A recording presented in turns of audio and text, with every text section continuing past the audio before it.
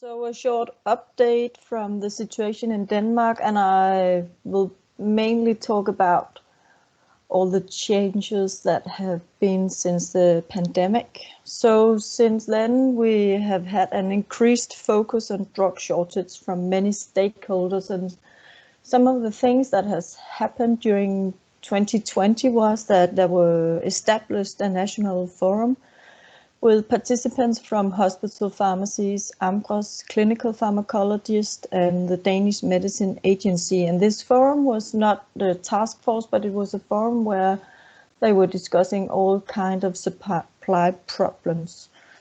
And then we also adjusted the way that the national task force were working. And overall, I would say that during this period, we experienced that we have moved from knowledge sharing to decision making in these forums, which make it more efficient, I think. So some of the things that have happened is that we now have developed these list of critical medicines, which I showed you earlier. So we have like 3 levels, where especially the list B is interesting in terms of how we manage our stock supply. Another thing that I would like to put focus on is that we actually have a new level of stock. So in most cases, drugs we have a big stock at the wholesalers. But since the pandemic, we now have a new player in this game, and that's a stock which is owned by AMGROS, and this stock, this is where we have increased a lot of this stock capacity, and it's in close collaboration with the wholesalers, but it's AMGROS who are the owner of these stocks. And that's a totally new player in this game.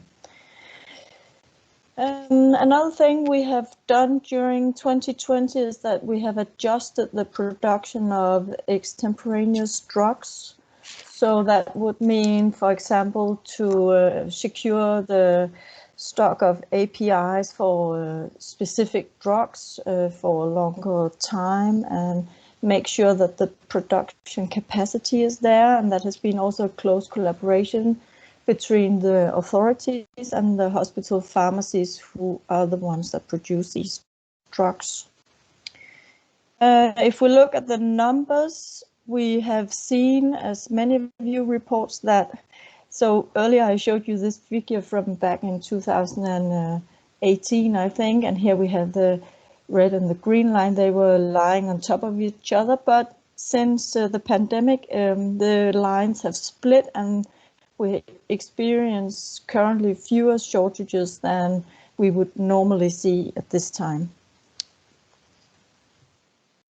Despite this decrease in shortages, we still struggle with shortages, and especially during the pandemic, as you all report, that we have some specific drugs that have been, which we would normally not see a shortage on, and especially we have done some restrictions in the primary healthcare sector. For example, paracetamol for children, everybody wanted to buy that, have it on stock in their own home, so there were put on restrictions that you could only buy one item at a time, or at some period they were also, normally you don't need to have a prescription, but then the authorities decided that for 3 months period you needed a prescription to get these access to these drugs, and that has been for a few drugs that they have put on these restrictions.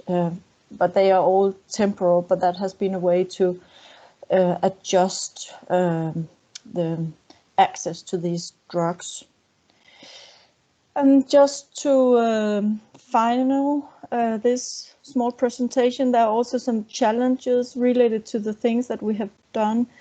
Increasing a stock over a really short period has really created problems, how what kind of drugs do you put in these stocks? Is it licensed versus unlicensed drug? Creating this new stock within AMGROS have required a totally new logistic system, and that has been quite challenging. We don't have the full overview of the costs of the things we have done in 2020. We'll have to see that.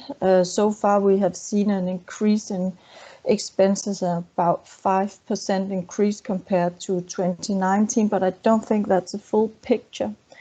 And then we are looking, even we see a decrease in the number of shortages.